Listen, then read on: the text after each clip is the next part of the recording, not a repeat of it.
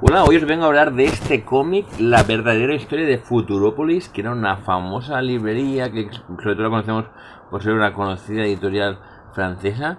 Es un cómic de Florence Stack, que es esta, y el estilo lo he visto mil veces, pero creo que no había leído nunca un cómic suyo, o había leído como mucho una historia corta, y lo edita Dolmen en su editorial, en su sello Novela Gráfica, y es muy curioso porque es un libro que explica la historia de la librería que más tarde se convirtió en la editorial Futurópolis, ¿no? Y lo explica, me recuerda a otros cómics que en teoría también deben explicar lo mismo, pero que se pierden por ahí, pero este lo explica todo muy bien, muy claro y muy directo, muy directo, y explica como en la época esta, bueno, aquí resume un poco, en el año 72, ¿no?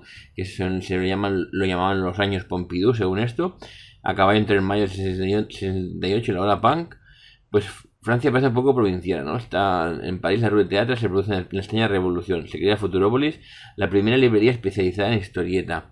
Y este año tal, bueno, ellos son unos chavales que se conocen ahí, sobre todo viendo por el mercadillo de coleccionismo, ¿no? De segunda mano, de objetos, de cosas varias, ¿eh? No necesariamente cómic, no necesariamente eran ahí ellos unas personas que amaran el cómic, pero se topan con una librería que está a punto de cerrar y que piden dinero para traspasarla, deciden lanzarse a la aventura, que ya es Futurópolis, ya existieron, no es que lo fundaran ellos, pero acaba de abrir.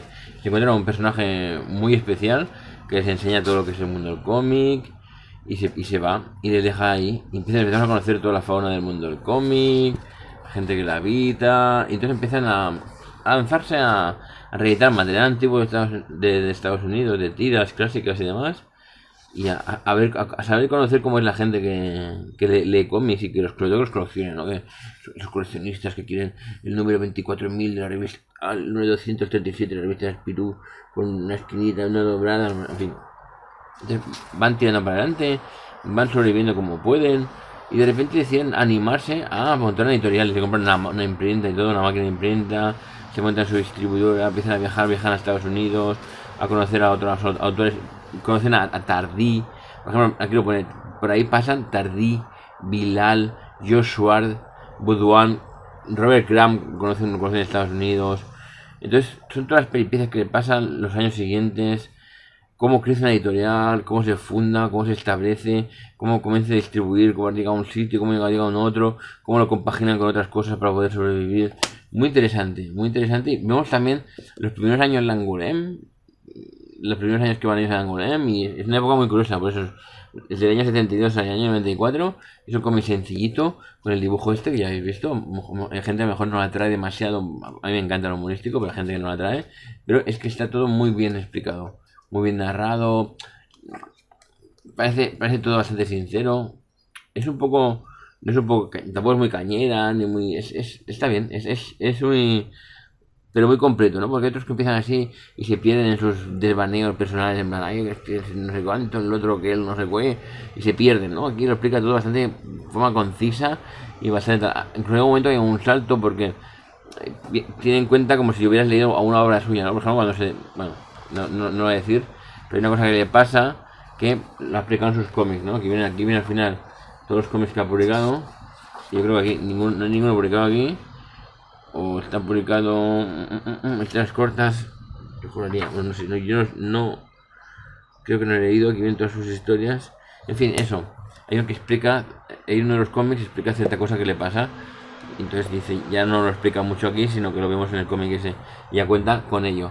Pues esto es la verdadera historia de Futurópolis, muy recomendable que le guste todos los entresijos de cómo se montó una editorial, cómo fue aquella época, cómo fueron los inicios de Tardí y otros autores, esto, cómo creció su fama, hasta se ven sus giras y qué pasaba y cómo iban las librerías poco a poco, cómo se fue creciendo todo el tejido ese de Angoulême y lo que le rodea. Y a mí estas cosas me encantan, así que me ha parecido una lectura muy interesante.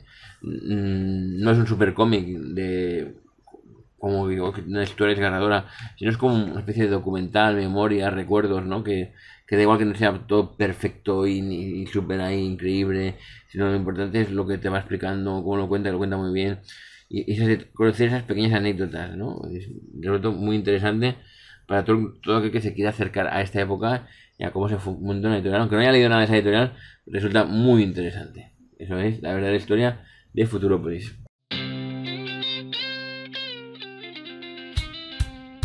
Suscríbete al experto, suscríbete ya.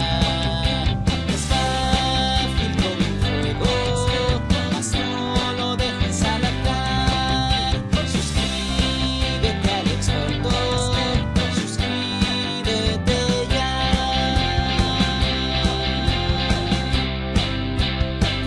Suscríbete.